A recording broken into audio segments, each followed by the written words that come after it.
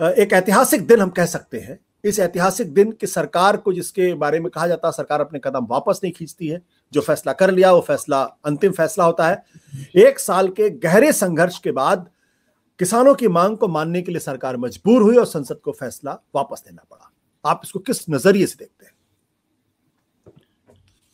यह तो आपने बिल्कुल ठीक कहा कि यह एक स्तर पर यह जनतंत्र की जीत है, क्योंकि एक ऐसी सरकार को कदम पीछे खींचने के लिए मजबूर किया गया जो अपनी जनता, अपने मतदाता को लगातार यह कह रही थी कि उसके खिलाफ जो भी है वह देशद्रोही है और इसलिए उसकी बात मानने की कोई जरूरत नहीं है, बल्कि उसको कुचल दिया जाना चाहिए।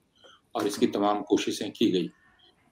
उन षड्यंत्रों, उस हिंसा, उस पूरे अश्लील प्रचार के बावजूद किसानों के धीरज, जैसे आपने कहा, उनकी अहिंसा और जो उनका आंदोलन था उसके सिद्धांत में उनके विश्वास ने इस विषय को एक इतना बड़ा राष्ट्रीय मुद्दा बना दिया कि सरकार को ऐसा लगने लगा कि उसे भारी राजनीतिक नुकसान होगा, चुनावों में भी और दूसरी जगह भी।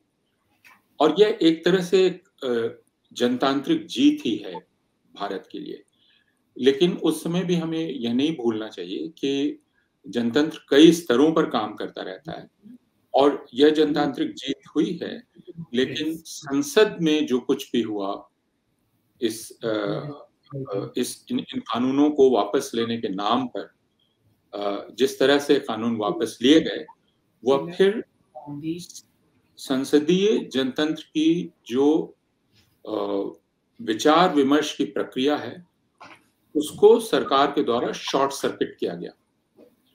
उसे हम नजरअंदाज नहीं कर सकते हैं कि सरकार लगातार कोशिश कर रही है।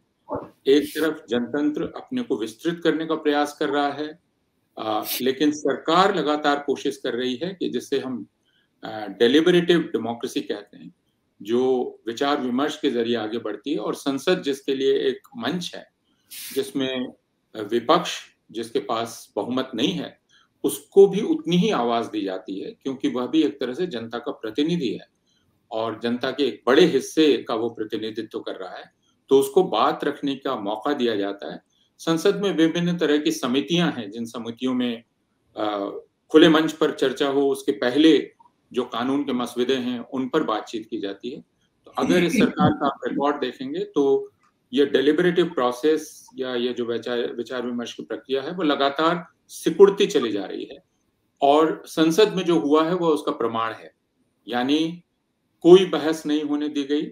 सरकार जो प्रस्ताव लाई, उस प्रस्ताव पर उसने विपक्ष को कुछ भी कहने नहीं दिया, और एक तरह से उसने संसदीय प्रक्रिया का मजाक उड़ाया, उसका मखौल उड़ाया।